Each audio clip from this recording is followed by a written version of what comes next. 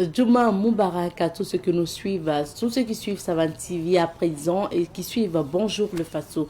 Madame, Messieurs, fidèles téléspectateurs, bienvenue à ce nouveau numéro de l'émission Bonjour le Faso. C'est d'ailleurs le dernier numéro de cette semaine. Nous sommes ravis de vous parler du Kokodonda cette semaine à travers la rubrique à la découverte de tout à l'heure. Vous aurez le récapitulatif des témoignages de la semaine. Et pour les informations, nous accueillerons le directeur de l'information de Savane Média, Elhadj Ismaïla Rabo, sera là pour la revue de presse. Et dans la rubrique invité du jour, nous parlerons d'un salon qui vise à parler de la santé. Avec les promoteurs sur ce plateau, on parlera de ce salon international-là. Et plus tard, on parlera aussi d'élection Miss Golden Tea International, c'est-à-dire la Miss ambassadrice de lutte contre le cancer de sein. On parlera de cet événement qui vise à lutter et à sensibiliser sur le cancer de sein. Ça sera avec la promotrice de cet événement, Madame Angelina Wibka, qui sera là. Et plus tard, on parlera sécurité routière. On parlera aussi des rendez-vous du week-end.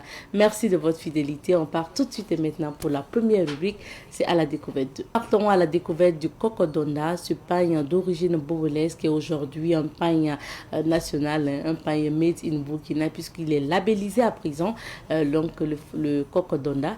Et nous allons écouter les témoignages concernant ce pain. Je suis Cissé Moumouni et pour Madame Cissé.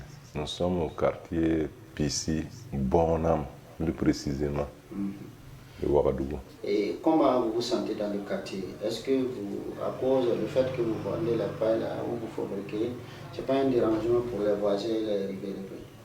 Pas du tout. Parce que nous avons vraiment eu une grande chance. Entre nous et nos voisins, c'est une grande famille. C'est une grande famille. Donc on ne dérange personne. Nous-mêmes, on sait que des fois, on fait des efforts pour ne pas vraiment déranger les gens, mais les voisins nous comprennent. Ils voient que on n'a pas le choix. Voilà. Donc tous nous comprennent. Que tous les voisins même admirent ce qu'on fait comme travail. Et puis que la famille s'est regroupée à Ouagadougou, étant donné que la famille c'était le travail,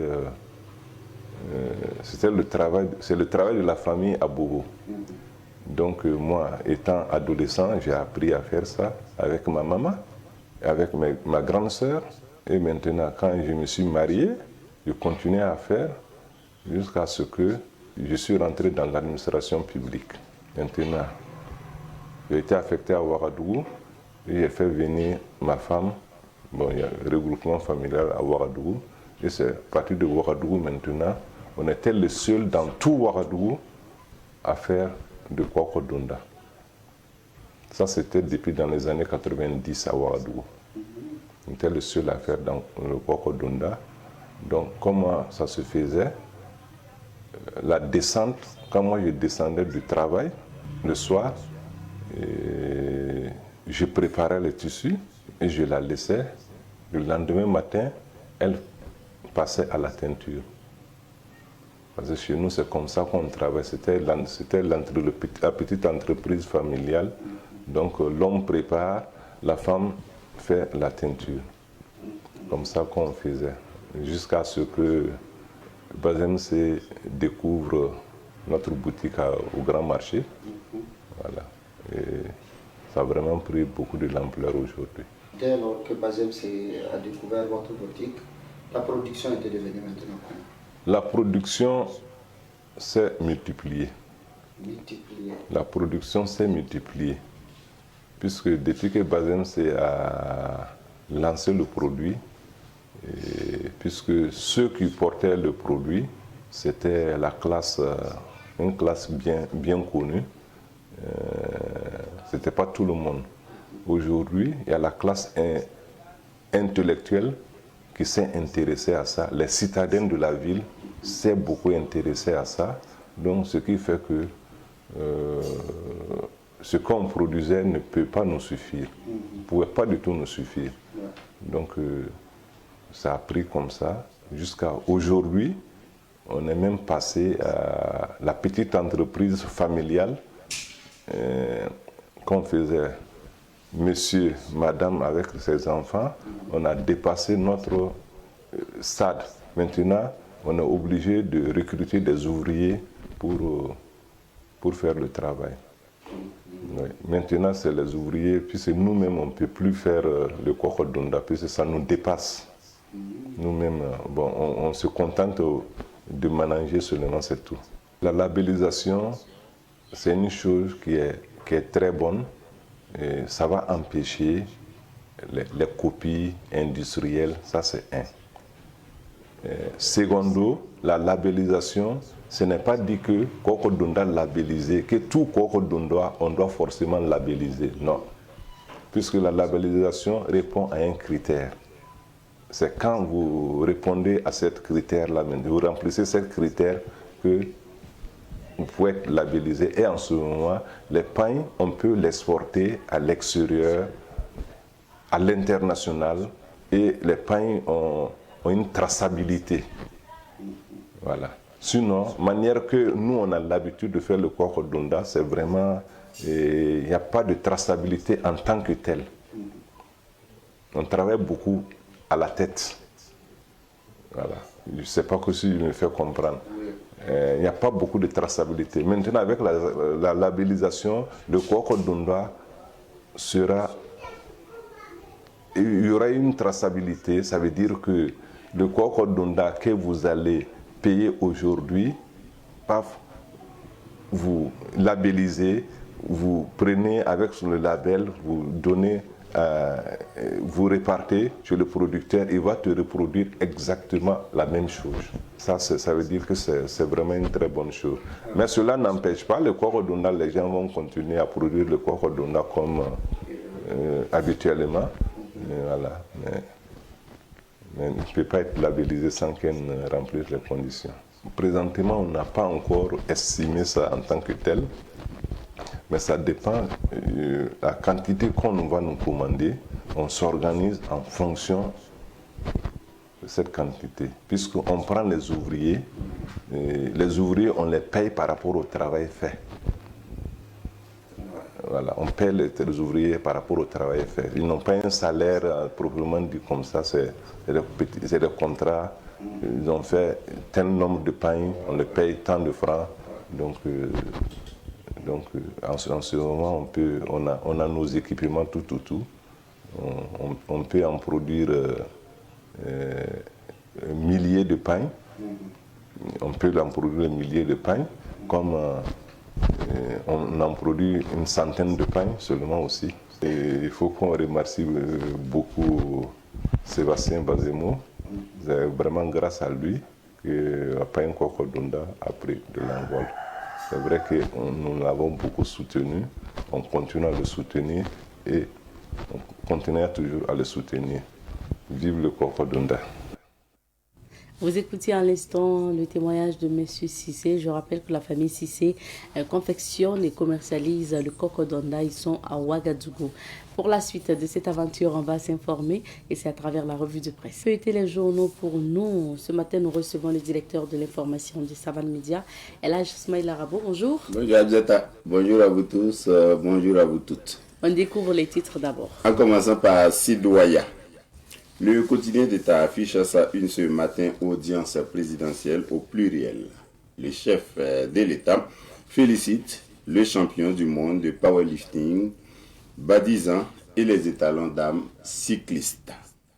On peut lire aussi à la une des Sidouaya assèchement des sources de financement terroriste. L'État gèle les avoirs de 113 personnalités. Journée mondiale de l'enfance, des éclairages sur les engagements du président du Faso. Révision de la constitution du Burkina, la loi promulguée. Dans Chronique, on retient le rêve ou le cauchemar américain. Point d'interrogation. Communications électroniques, les régulateurs de l'espace AES actent le free roaming. Mali, le général Abdoulaye Maïga nommé Premier ministre. L'Express du Faso à présent, Organisation nationale des transporteurs routiers du Burkina, le récépissé de déclaration d'existence de la discorde. Dans la rubrique Autant le dit, point de suspension, Choguel Maïga, désormais en roue libre. 72 du détenu à Bobo, l'AMACB s'ouvre au public du 28 au 30 novembre 2024. Dans Vrai ou Faux, ASC-LC, Lassane Compaoré est le nouveau contrôleur général d'État.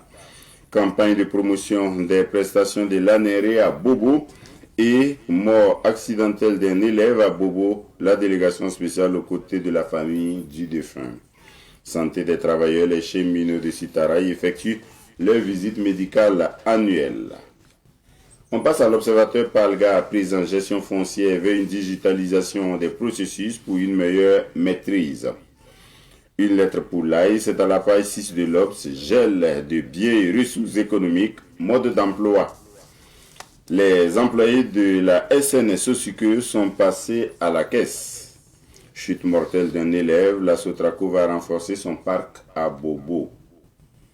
Primature Mali, Abdoulaye Maïga, un général 3 étoiles désormais aux commandes. C'est à lire dans Regard, représentant spécial de l'UE pour le Sahel, le portugais Joao Gravino succède à Emanuela Claudia Del Rey.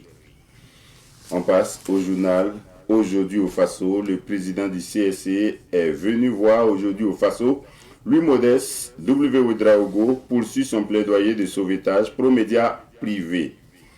News du VSD, ASC, LC, Lassane Compaoré nommé contrôleur général d'État. Gazawaga annulé, IB satisfait des cyclistes étalons femmes. Réduction du train de vie de l'État, modernisation de la chaîne foncière, des véhicules électriques pour les membres du gouvernement.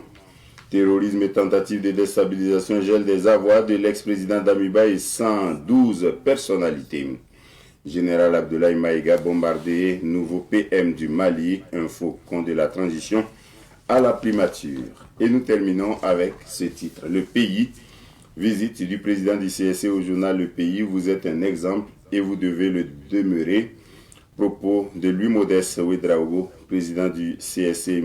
On lit aussi révision constitutionnelle au Burkina, la loi promulguée par le chef de l'État.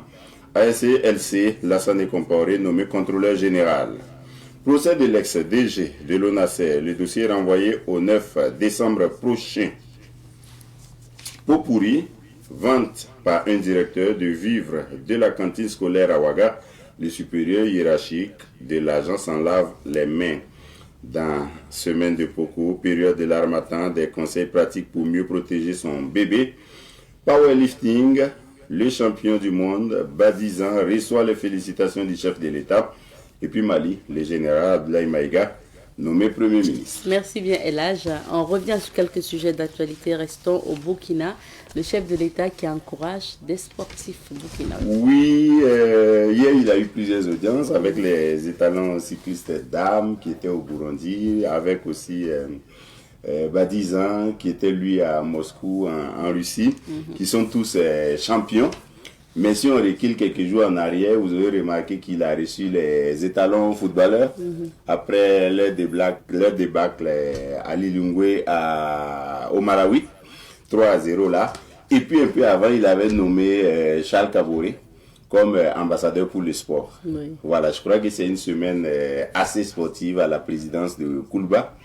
Le chef de l'État, en nommant Charles Kaboré, espère qu'il va pouvoir attirer des partenaires pour le Burkina dans le domaine du sport. Pas seulement le football, parce que comme Charles Kaboré a été un footballeur émérite, les gens imaginent que c'est seulement c'est pour tous les sports au Burkina.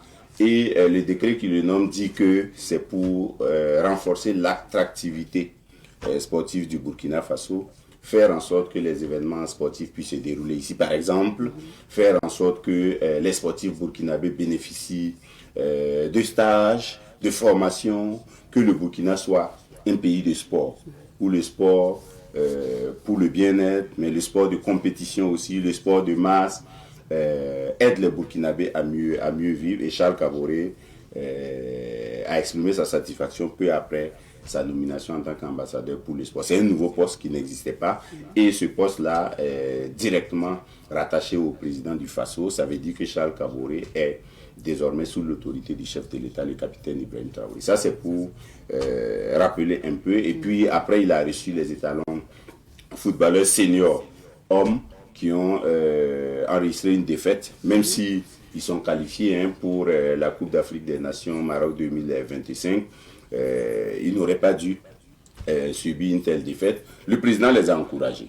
Il a dit qu'il était plutôt satisfait de la prestation qu'ils ont présentée face au Sénégal, quelques jours avant. Bon, mais ils devaient assumer leur défaite de Lilongwe au Malawi et faire en sorte que ça ne se répète pas. Je crois que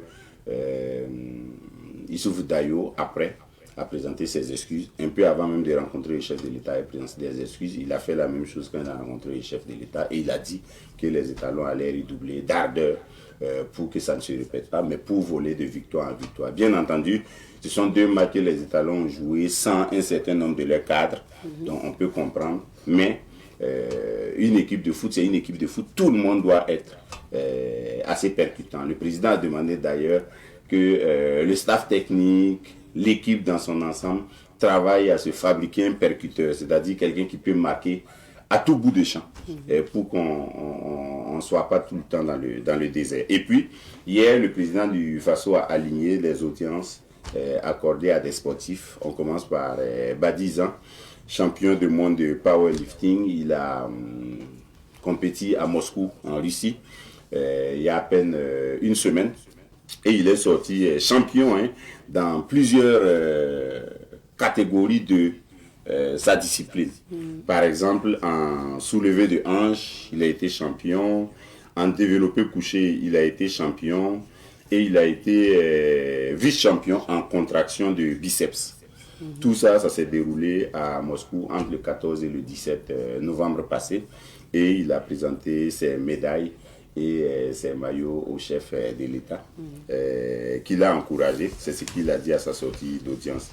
Pour les étalons cyclistes dames, qui étaient à Bujumbura, où elles ont participé il y a à peu près une semaine à la 4e édition du Tour du Burundi de Bujumbura. Là, la Moussa Zungrana est sortie maillot blanc, c'est le maillot le plus convoité chez les dames, c'est l'équivalent du maillot jaune chez les hommes.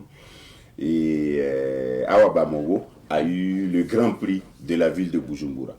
Et les étalons cyclistes dames qui étaient 4 là ont dominé la compétition pendant tout le trajet et tout le circuit, parce que sur 6 étapes, elles ont remporté 5. Ah oui. Voilà. Le président les a reçus, les a encouragés, et la Moussa Zungrana, qui a parlé au nom de ses coéquipières, a remercié le chef de l'État, le ministère et le ministre des Sports, la fédération et le président de la fédération burkinabé de cyclisme et tout l'encadrement technique qui a accompagné ces étalons dames cyclistes là à Bujumbura, où elles ont remporté maillot et médaille à la fois. Je crois que le sport burkinabé vole haut, donc c'est l'occasion d'encourager, de féliciter tous les sportifs et de leur demander de faire en sorte que les choses s'améliorent et que nous volions de victoire en victoire. On espère bien. On quitte le sport pour les médias maintenant. Oui. Le président du CSC, qui fait le tour des médias depuis mardi, il était à Savane Média hier. Oui. Vous avez suivi sa visite, vous avez échangé un peu avec lui. Un peu avant, il a fait le tour de la presse écrite, l'Observateur par les gars. Aujourd'hui au Faso, Le Pays. Il a fait aussi des télévisions, BF1, il a fait les médias en ligne, Burkina 24.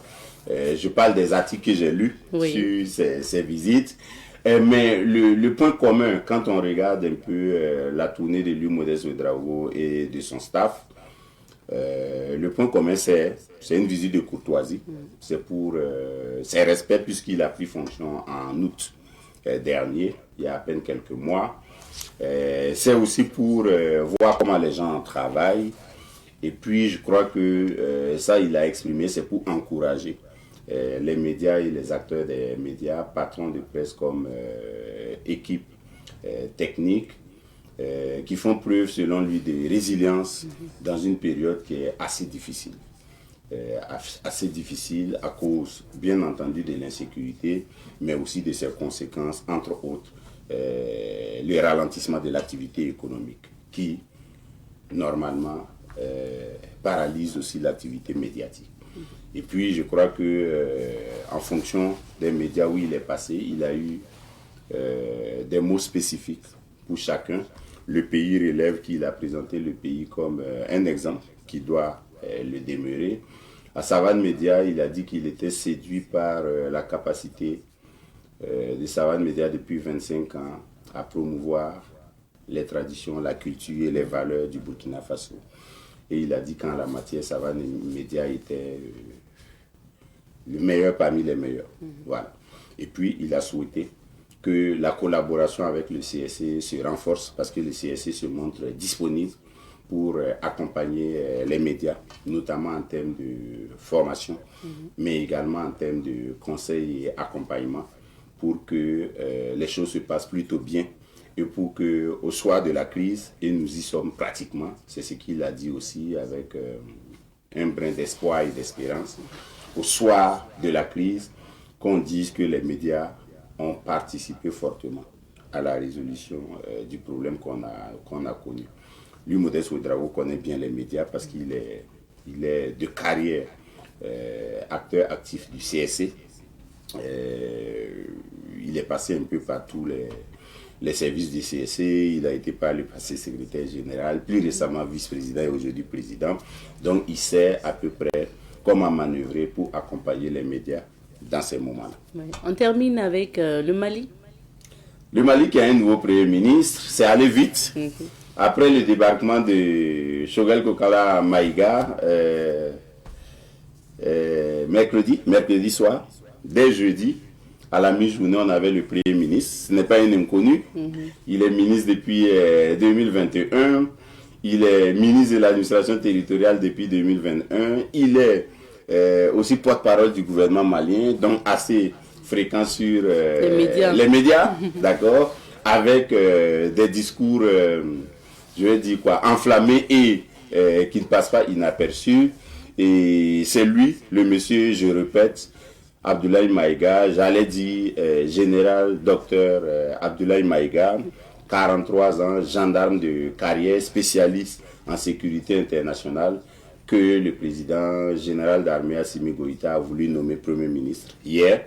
Et immédiatement après, il a formé son gouvernement, qui retient pratiquement les mêmes têtes, dont Abdoulaye Diop aux affaires étrangères. Et lui-même, Premier ministre, garde le portefeuille de l'administration territoriale. Ok. Oui. Il faut rappeler qu'en 2022, non, plus porte-parole, mais ministre de l'administration territoriale, il faut rappeler qu'en 2022, quand l'ex-premier ministre, Dr Choguel Kokala Maïga, était hospitalisé, c'est Abdoulaye Maïga qui avait assuré l'intérim. Il avait tenu d'ailleurs un discours à l'ONU à ce titre-là, qui avait été très applaudi. Et donc, il connaît déjà la fonction. Et je crois que le président Assimi Goïta, pour aller vite, a préféré qu'il garde son portefeuille de l'administration territoriale et qu'il cumule avec sa fonction de Premier ministre. Voilà. Certainement que le porte-parole du gouvernement sera passé à quelqu'un d'autre. On verra bien. Mais c'est un gouvernement qui ne change pas vraiment, mais qui reste dans la dynamique de la rupture avec la France, avec l'Occident, et dans la dynamique du renforcement du partenariat avec les BRICS, avec Moscou, avec d'autres partenaires du Sud global comme on l'appelle. Et on imagine que ça devrait renforcer l'AES, l'Alliance des États du Sahel, dont le Burkina est membre, au moment où les gens ont commencé à s'inquiéter de la rupture de ban entre Choguel Kokala Maïga et ses anciens patrons, parce qu'il a dit que les militaires travaillaient désormais seuls alors qu'il était. Bon, peut-être que le petit reproche qu'on peut faire à ce nouveau gouvernement, il allait être difficile pour Assimi Goïta de trouver quelqu'un d'autre que Abdoulaye Maïga, étant donné qu'il avait déjà été par le passé Premier ministre par intérim. S'il reste au gouvernement et puis on fait venir un nouveau Premier ministre, ça peut gêner un peu, parce que lui, il a déjà connu la fonction. Maintenant, le problème, c'est que si le président est militaire, le Premier ministre est militaire, voilà, on peut sentir une certaine distance avec les civils, ça peut effrayer, ça peut créer un certain froid. Peut-être que c'est ça le bémol. Bon, il faut travailler à renforcer la proximité avec les civils, avec tous les acteurs et les composantes de la société malienne. Je crois que c'est ça qui va assurer l'avenir radieux de la transition au Mali. mais des transitions de l'ensemble du Sahel. Merci bien, Elage. Bon vendredi à vous. Merci. On va maintenant tourner dans quelques villes d'affaires pour découvrir les couleurs du temps. Recevons aujourd'hui M. Esayi Kindo, responsable du secrétariat permanent du CIPSIS. Le CIPSIS, c'est le Salon international des professionnels de santé et de l'intégration des soins. Bonjour à vous, M. Kindo. Oui, bonjour madame. Bienvenue. Merci. Et également sur ce plateau, M. Mamadou Badouan. J'ai bien prononcé votre nom. Oui, d'accord, c'est super. Chargé de communication donc, du CIPSIS. Bonjour. Oui, bonjour madame. Merci à tous les deux d'être sur ce plateau du moins pour nous parler notamment de cette première édition du Salon international des professionnels de santé et de l'intégration des soins. Alors, M. Kilo, qui sont les professionnels de santé et de l'intégration des soins? Ok, tout d'abord, merci en tout cas pour cette opportunité que vous nous offrez ce matin de parler donc de l'activité qui, en principe, doit se tenir la semaine prochaine. Okay. Donc, pour revenir donc à votre question, les professionnels de santé et de l'intégration des soins dans notre entendement, dans le cadre donc de cette activité, c'est en réalité l'ensemble donc des professionnels en prenant en compte les professionnels de la santé humaine, la santé animale et les professionnels de la santé environnementale. On peut citer qui, par exemple, les corps de métier en fait? Ok, les corps de métier que nous pouvons citer rapidement, on peut citer par exemple les infirmiers, les sages-femmes, les médecins, les pharmaciens, les chirurgiens dentistes, les praticiens de la médecine traditionnelle. Et nous pouvons citer... Les vétérinaires font les partie, vétérinaires parce font que vous avez partie, parlé de naturellement. santé animale. Tout à fait. Okay. Donc, on peut citer une centaine voilà, de métiers, voilà, de corps de métier donc, qui intéressent dans le secteur de la santé. C'est l'ensemble, en réalité, voilà, des professionnels du grand secteur voilà, de la santé, donc, avec donc, ces trois composantes dont je viens de citer tout à l'heure. Santé humaine, animale et environnementale. Tout à fait. Alors, Monsieur Badouan, oui, parlons maintenant de cet événement que vous avez initié, le Salon international des professionnels de santé et de l'intégration des soins. Qu'est-ce qui a motivé l'organisation d'une telle activité, d'un tel salon? D'accord, donc il faut dire que ce salon, c'est une première, c'est un événement majeur porté par l'association Kouglaga. Kouglaga. Okay. Et donc c'est un salon qui promet un événement majeur. Et donc c'est un salon qui n'existait pas. Donc on a voulu porter ce flambeau à travers cette association pour renforcer l'écosystème de la santé et prôner la souveraineté sanitaire, c'est-à-dire à partir de nous-mêmes, promouvoir des solutions internes, promouvoir des projets pour le développement de la santé. Alors, M. Kindo, le déclic est parti d'où pour que vous puissiez lancer aujourd'hui un salon sur la santé? Merci beaucoup pour votre question. En réalité, si nous devons remonter dans l'historique, ça date depuis 2020 en réalité. Okay. Voilà. Maintenant, nous avons passé donc par plusieurs étapes, bien sûr, avec l'appui des personnes ressources, voilà, du secteur de la santé notamment. Voilà. Donc, je ne vais pas trop rentrer dans les détails, mais je peux dire en réalité que c'est l'événement qui a été en partie l'idée qui a conduit donc à la création donc, de la structure donc, pour porter en fait l'activité. Voilà, donc au stade actuel, c'est une activité, mais bon, ça va se transformer rapidement donc, pour être institutionnalisé voilà, dans les mois à venir. Est-ce que tous les deux vous êtes dans le domaine de la santé? Oui. Vous êtes? Moi, je suis médecin généraliste. Ok, et voilà. monsieur? Moi, je suis médecin biologiste. Biologiste, voilà. Je m'en doutais bien. Parlons maintenant de cette première édition. Quel est le programme d'activité retenu? Vous pouvez commencer, M. Kino et M. Badouan va ajouter. Merci beaucoup. Et au niveau donc, du programme des activités que nous avons donc, au cours donc, de cette première édition, nous avons 5 activités majeures. Okay. Voilà. Premièrement, nous avons donc les conférences, voilà, les ateliers et puis éventuellement donc, les panels. En deuxième position, nous avons les expositions. Nous avons donc des stands donc, pour tous les acteurs qui veulent présenter leur activité et leurs projets durant donc, ce forum. En troisième position, nous avons la visite de l'unité de formation et de l'unité de production, donc UPharma, de l'IRSS. Voilà.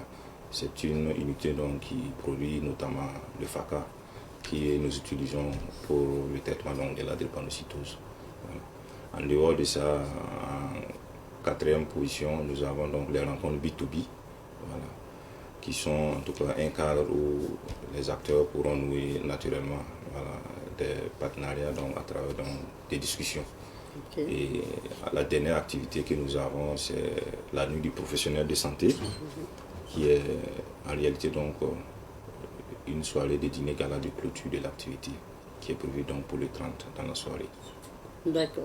Mais c'est une soirée au cours de laquelle vous allez récompenser. J'ai vu qu'il y a il y a plusieurs prix d'ailleurs. Il y a plusieurs prix. Oui. Voilà.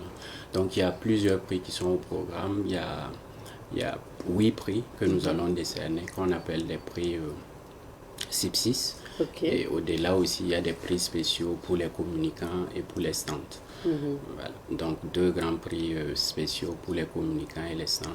Et 8 prix, parmi lesquels on peut citer le prix de la formation en sciences de la santé et le prix également au niveau de... le prix, par exemple, pour... D'accord, allez-y, vous pouvez justement regarder le prix de l'Amazon de la natalité. L'Amazon de la natalité. De la natalité qui prône la natalité. Le prix de la promotion de la médecine traditionnelle, appelé prix Zéphirin d'Accio. Et le prix de l'intégration des soins, le prix du centenaire autonome.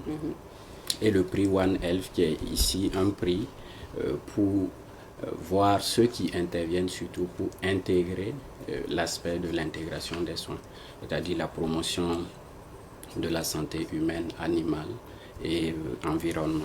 Et enfin, on a le prix de la santé et de l'innovation digitale qui fait la promotion en fait, de l'innovation digitale. Et quand on parle justement des prix CIPSIS, est-ce que ce sont des candidatures qui ont été déposées ou sinon c'est dans l'univers vraiment de la santé qu'un jury siège et décide de qui va remporter dans telle ou telle catégorie, M. Kilo? Merci. Il faut savoir qu'en réalité, il y a des comités techniques qui ont été mis en place dans le cadre donc, de l'architecture même du salon. Et nous en avons 5 voilà, qui sont réunis donc, autour du secrétariat permanent. Donc de façon structurelle, c'est ainsi donc, que le CIPSIS donc, est formé. Donc, pour donc, l'activité spécifique donc, des prix, il y a le comité jury international. Voilà. Donc c'est ce comité donc, qui est chargé donc, d'élaborer les textes relatifs donc, aux aspects conceptuels du prix. Et ensuite, en ce qui concerne donc, les étapes de rédaction des différents termes de référence jusqu'à l'appel, la candidature et naturellement donc terminé par la validation, la sélection des différents lauréats. Donc nous avons un comité vraiment qui est en tout cas attaché voilà, à cette activité.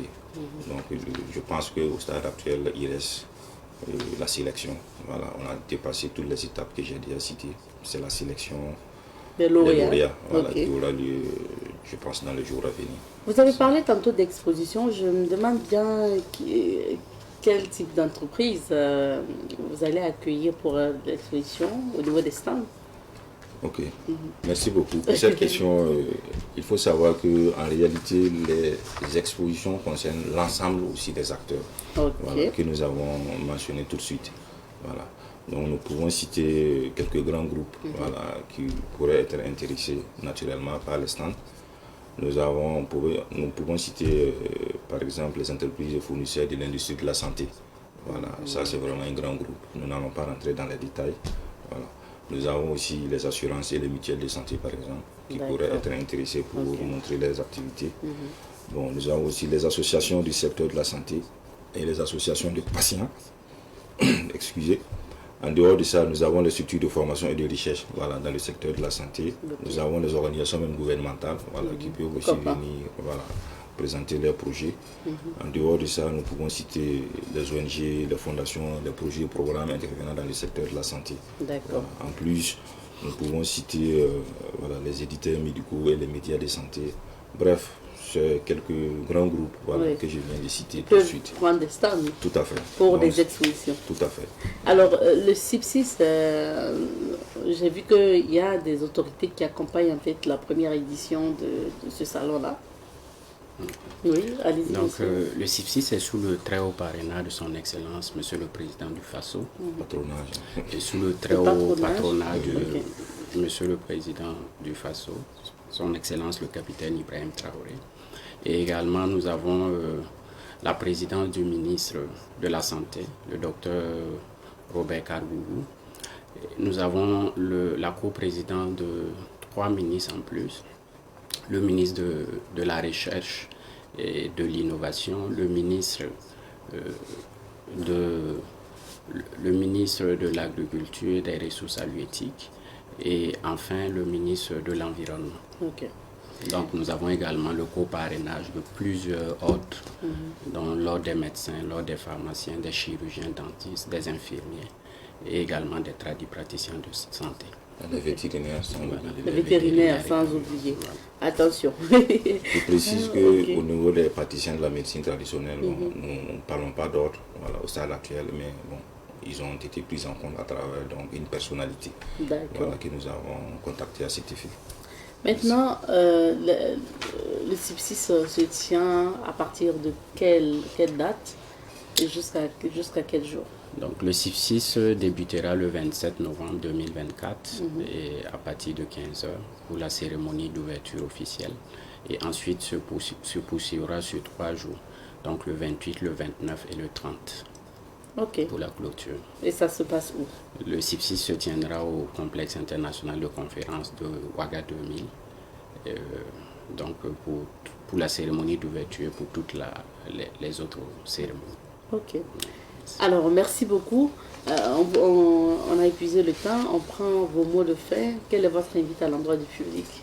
Merci beaucoup. Nous saisissons en tout cas véritablement cette occasion qui nous est offerte ce matin pour lancer, j'allais dire, un appel à l'ensemble de la population, voilà, aussi bien les professionnels donc, de santé et de l'écosystème, en prenant en compte aussi bien la santé humaine, animale et environnementale. En dehors de ça, nous lançons également un appel à l'endroit de la population de façon générale, parce que, quoi qu'on dise, la santé c'est une question majeure qui ne dépend pas seulement, j'allais dire, des professionnels de santé.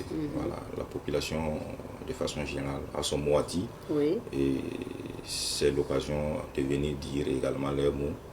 Et nous pensons que c'est ainsi, ensemble, que nous allons trouver des solutions adaptées à nos réalités locales. Donc toute la population donc, est invitée à venir donc, au niveau du complexe international de conférence de Ouaga 2000 à partir donc, du 27, notamment donc, la cérémonie d'ouverture qui aura lieu dans la soirée, et également profiter les jours qui suivent pour participer aux différentes activités, les conférences, venir voir les exposants qui vont proposer beaucoup de belles choses. Voilà, donc c'est ce que je peux dire en termes de message. Merci beaucoup. Donc à partir du 27, merci bien, docteur, merci. Docteur d'être passé sur ce plateau et qu'on vous souhaite une belle activité, une première édition du Salon international des professionnels de santé et de l'intégration des soins. Merci. On s'arrête ici pour l'entretien d'aujourd'hui. Merci beaucoup. Merci bien, madame. Merci. Marquons une petite pause et on revient. Comme de retour sur ce plateau, cette fois-ci on parle d'événements de mode. Un événement de mode qui est à caractère social puisque justement c'est un événement qui vise à sensibiliser sur le cancer du sein. Nous recevons la promotrice de The Golden Tea International, Angelina Wibka, qui est sur ce plateau pour nous parler de la 5e édition. Bonjour Angelina. Bonjour Abzeta. Bienvenue. Merci. Merci à toi d'être sur ce plateau. Merci. Alors, plutôt à toi. Merci bien.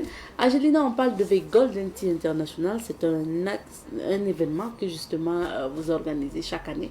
C'est la 5e édition. C'est quoi en fait cet événement? Alors, The Golden Tea International, c'est un événement de lutte contre le cancer du sein autour de la mode. Et c'est un événement au cours duquel le 23, c'est-à-dire le 23 là, il va se passer un défilé de mode. Okay. Et voilà, on va aussi élire la Miss Golden Tea qui est une ambassadrice. Et il y aura des prestations d'artistes et quelques sketchs. Et voilà, et j'en passe, la surprise vient après. C'est ça. Et souvent, hein, je sais qu'à cet événement-là, il y a peut-être des témoignages aussi de femmes vivant avec le cancer du sein. Est-ce que cette année, c'est le cas? Non, cette année, il n'y en aura pas. Mhm. Il n'y en aura pas. Oui. Parce que la dame qu'on avait choisie n'est pas très en forme. Ok. Donc, du coup, on a préféré qu'elle, voilà, de Oui. ne pas la Qu'elle déranger se et après lui faire une visite. Ouais. D'accord. Je sais qu'avant aussi, la grande soirée, hein, on va revenir sur les aspects de la grande soirée tout à l'heure, il y a eu une collecte aussi qui avait été lancée Oh oui, une collecte de dons. dedans. Voilà. Pourquoi pas de fonds? De fonds parce que bon, les gens en général, quand ils font les collectes là, c'est pas assez suffisant. Ok. Donc, il vaut mieux faire la collecte de dons, De dons. au moins, parce que vous comprenez que le don là, c'est compris peut-être des vivres, des vêtements, des cahiers pour les enfants, bon, je veux dire des Tout fournitures type, hein. scolaires, quoi, voilà, tout type, voilà. Donc, voilà, il y a eu ça, et on va aller ensuite remettre à une des malades du cancer du sein. D'accord. Alors, parlons maintenant justement de ce concours aussi de Miss qui est rattaché à cet événement-là. Cette année, c'est combien de candidates? Il y en a 8. 8. Il y en a 8. Oui. Ok. Donc 8 différentes ethnies, Mhm. parce que vous allez les voir défiler en tenue traditionnelle. Et ça, déjà, bon, je dirais que il y aurait une petite innovation dans ce volet-là. D'accord. Bon, je vous laisse découvrir ça venir demain. découvrir, Voilà, ok. vous venez découvrir demain. Mhm. Donc c'est ça, il y aura donc le défilé en tenue traditionnelle, mais je suppose aussi en tenue de soirée. En tenue de soirée, en tenue sportive, et il y aura, bon, elles vont porter aussi un t-shirt d'un des partenaires. Ok. Voilà, des partenaires phares. D'accord.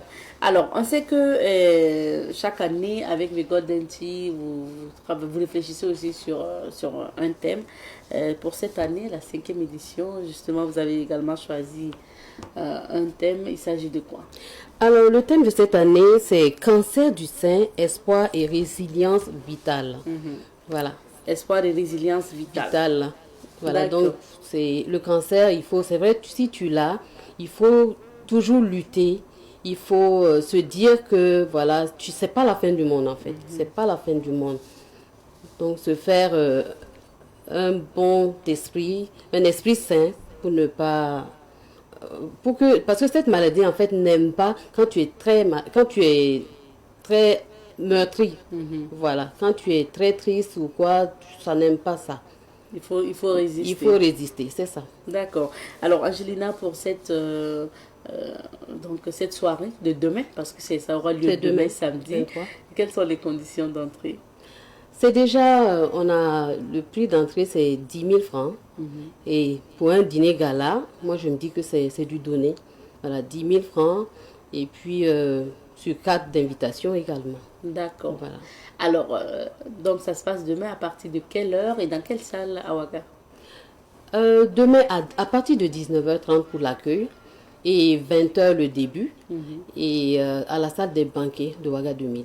Salle de banquet de Ouaga 2000 à 20h. Et merci beaucoup. Quel est ton message aujourd'hui à l'endroit du public? Alors, c'est toujours de demander au public burkinabé de toujours s'intéresser à cette lutte-là, parce que je sais que dans chaque famille, il n'y a pas quelqu'un qui n'a pas un malade du cancer du sein. Ça, c'est clair. Que ce soit homme comme femme, je sais qu'il y a des malades. Donc, on doit persévérer dans cette lutte-là pour pouvoir mieux faire connaître la maladie. Merci beaucoup, Angelina. On se donne rendez-vous demain dès 19h30 à la salle des banquets de Ouaga 2000. Nous serons avec plaisir. C'est ça. Pour participer à cette élection Miss ambassadrice donc, de lutte contre le cancer du sein. Et puis, on sait que très souvent, les Miss aussi ont des lots qui accompagnent, les partenaires soutiennent. C'est ça. Donc, on se retrouvera demain, Inch'Allah, pour la cérémonie.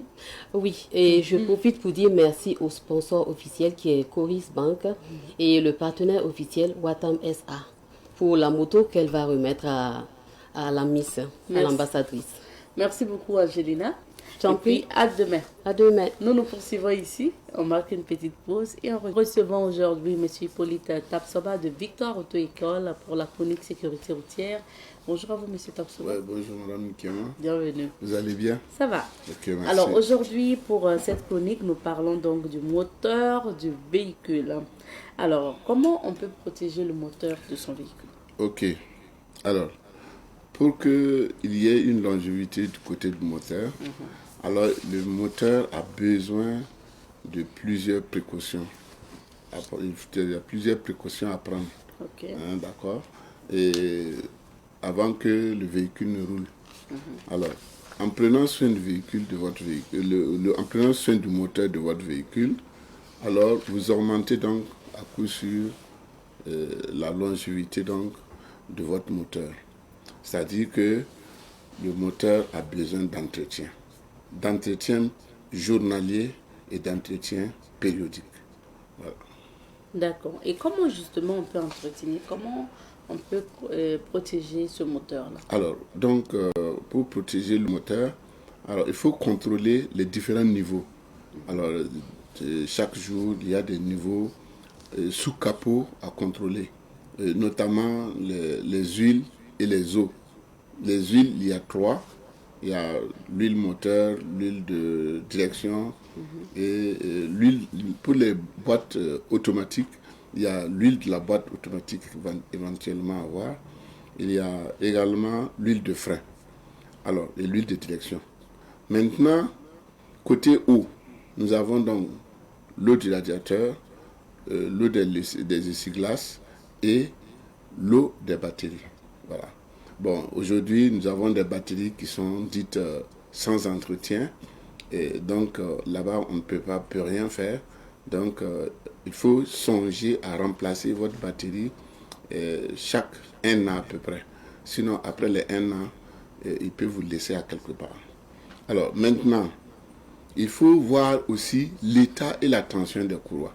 Parce que ça y va aussi de la longévité du moteur. Non seulement il faut que ça soit bien tendu et que les lèvres des courroies soient en bon état. Ensuite, faire le vidange. Ça, c'est les entretiens périodiques.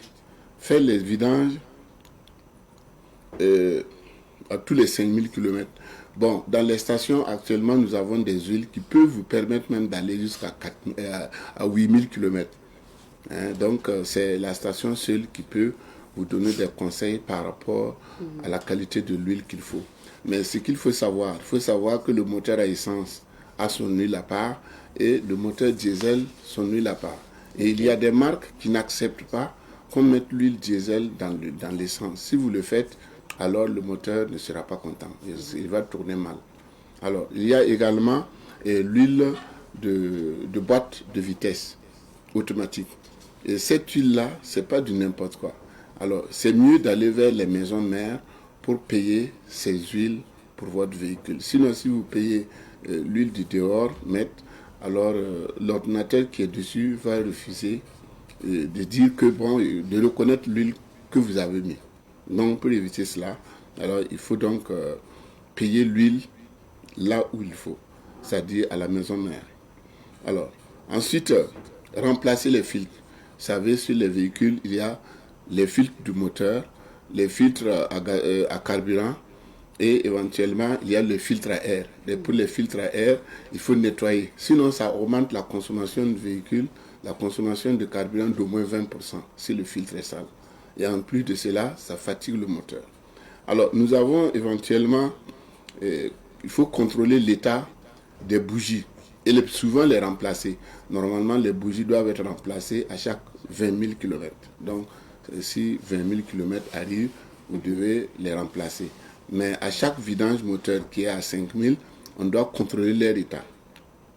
Ensuite, éviter d'utiliser le carburant jusqu'à la réserve. C'est-à-dire qu'il ne faut pas rouler jusqu'à ce que l'essence ou le gasoil finisse du véhicule. Ce n'est pas bon parce que souvent, la crépine va aspirer le fond du réservoir qui est souvent sale.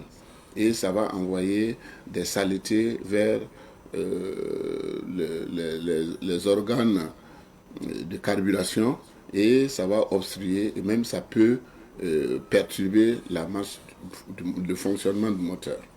Voilà. Ensuite, il faut éventuellement rechercher les fuites. Et il faut voir souvent, est-ce qu'il n'y a pas de fuite d'eau ou de carburant ou même l'huile sur le moteur. Alors, un moteur mouillé s'enflamme facilement. Ah oui. Vous voyez, quand le moteur est mouillé, par exemple, d'huile ou de carburant, alors, à une certaine température, ça dégage des gaz inflammables. Et ces gaz-là, s'il y a un moindre feu, ça prend, s'il y a une moindre étincelle plutôt, ça prend, sans oublier que les fils de bougies ne sont pas tout à fait étanches. Et il y a toujours des pertes de courant, donc ça peut enflammer facilement votre moteur. Ah, c'est grave ça. Mais dites-nous, M. Tapsoba, le matin avant le départ, Oui. qu'est-ce qu'il faut faire concernant le moteur? Ok, alors, vous savez, nous avons parlé des portières et autres, parce que tout simplement, si vous ne fermez pas bien, si vous rentrez dans un véhicule, la première des choses, c'est de bien fermer les portières. On n'oublie pas ça. Ensuite, on doit régler le siège à sa taille. Oui. Si on ne règle pas le siège à sa taille, on voit mal le tableau de bord. Or, tout ce qui se passe sous le capot, il y a des informations qui s'affichent sur le tableau de bord. Donc, il faudrait que vous soyez capable, lorsque vous conduisez, de jeter un coup d'œil et de voir tout ce qui est bon ou tout ce qui n'est pas bon pour pouvoir y remédier. Voilà. Ensuite, il faut mettre le contact. Et quand vous mettez le contact, vous voyez, il y a des voyants qui doivent s'allumer, il y a d'autres qui doivent s'éteindre, qui ne doivent pas être allumés. Okay. Alors, et après, quand vous allez mettre le moteur en marche, ceux qui doivent s'allumer, ceux qui s'étaient allumés, certains doivent s'éteindre, notamment comme la batterie, comme la pression d'huile, et ainsi de suite. Et sinon, celle de la température d'eau ne doit pas s'allumer parce que le moteur n'étant pas chaud d'abord. Voilà. Ensuite, dès que le moteur est en marche, donc, pendant la conduite, toujours avoir un œil sur les voyants. Quand on conduit là, il faut avoir un œil regardant sur le tableau de bord. Sinon, vous risquez donc de mettre votre moteur en panne. Alors, savoir doser l'accélérateur. Vous savez, il y a des gens, quand ils ne savent pas que en fait, le pied droit est branché à un robinet de carburant. Et vous savez, quand vous appuyez sur l'accélérateur, vous ouvrez le robinet et en ce moment, le véhicule fait la vitesse. Et quand le véhicule fait la vitesse, ça veut dire qu'il consomme. Et aussi, il se fatigue. Hein, d'accord? Donc, pour que le moteur ne se fatigue pas, il faut savoir doser l'accélérateur. Voilà. Savoir doser l'accélérateur. Ça, c'est au départ. Maintenant, à l'arrivée, quand on s'arrête, qu'est-ce qu'on doit faire? Quand on s'arrête, il faut laisser tourner le moteur au ralenti pendant 5 secondes à peu près. Parce que sur beaucoup de véhicules, notamment les moteurs turbotés, et quand vous accélérez par exemple à l'arrêt, vous relancez le turbo, et après quand vous coupez le contact, lui il continue de tourner à une certaine vitesse. Et en ce moment, il tourne sans huile. Et quand il tourne sans huile, le turbo s'abîme. Souvent, les moteurs ne sont pas fatigués, hein, c'est le turbo qui est abîmé. Mais comme vous ne pouvez pas trouver un turbo en remplacement de votre turbo, donc, alors vous êtes obligé de changer tout un moteur. Alors donc, pour préserver la vie de votre turbo, au démarrage le matin, on démarre, on laisse l'huile monter jusqu'à ce que ça atteigne tous les organes du moteur. Donc vous laissez le moteur tourner pendant environ 5 secondes à peu près avant d'accélérer. Alors maintenant, quand on s'arrête éventuellement, il faut laisser le moteur tourner au ralenti et puis éteindre. On n'a pas besoin de donner un coup d'accélérateur. D'accord. Voilà. Alors, pour finir, M. Tapsoba. Alors, conclusion. Alors, quand un véhicule bien entretenu consomme moins du carburant, ensuite, il ne tombe pas en panne, il ne tombe pas facilement en panne, hein, quand c'est bien entretenu. Alors, ne jamais laisser le moteur inactif plus de 2 semaines. C'est-à-dire, quand vous garez votre véhicule, par exemple, si vous voulez voyager, il ne faut pas le laisser inactif pendant plus de 2 semaines. Sinon, les batteries peuvent se décharger Et sachez que dans le moteur, il y a des caoutchoucs qui ont besoin de lubrification. Et sans ces lubrifications-là, ces caoutchoucs peuvent sécher. Et après, quand vous allez démarrer, alors le moteur peut commencer à couler de l'huile. Ensuite, il faut faire les entretiens périodiques et journaliers. C'est-à-dire chaque matin, ce qu'il faut voir sous le capot, il faut le faire absolument. Et sinon, vous serez surpris par une panne. Alors, respectez les qualités de l'huile. Vous savez que l'huile, le moteur à essence a son huile, le moteur diesel a son huile. Avant, on pouvait prendre l'essence, l'huile diesel, mettre dans l'essence, sans problème. Mais de nos jours, il y a des véhicules qui n'acceptent pas ça. Ce que le constructeur a demandé, c'est ça qu'il faut mettre dans le moteur. Ensuite, il faut remplacer les filtres quand il faut. Parce que les filtres, il faut les remplacer. Normalement, on les remplace à chaque 2 vidanges du moteur. Par exemple, si on fait la vidange aujourd'hui, la vidange prochaine, on ne fait rien. Et à la 3e vidange encore, on les remplace. Voilà. Maintenant, quant au filtre à air, là, on n'a même pas besoin de spécialistes pour enlever le filtre à air donné à souffler. Ce ne sont que des petits agrafes qu'il faut désagrafer, vous enlevez, vous donnez à un vulcanisateur, il va souffler sur le filtre et enlever la poussière qui est dessus. Alors, comme ça va préserver éventuellement la longévité du véhicule. Alors, merci beaucoup, M. Dabsaba. On va devoir s'arrêter ici. Merci. Parce que le temps est terminé. Oui, juste le temps d'accorder aussi quelques minutes à Honoré Onadia pour sa chronique. Merci beaucoup. Et puis, merci à Victoire Auto-École, notre partenaire de tous les vendredis pour la chronique sécurité routière. Marquons une petite pause et on retrouve Honoré.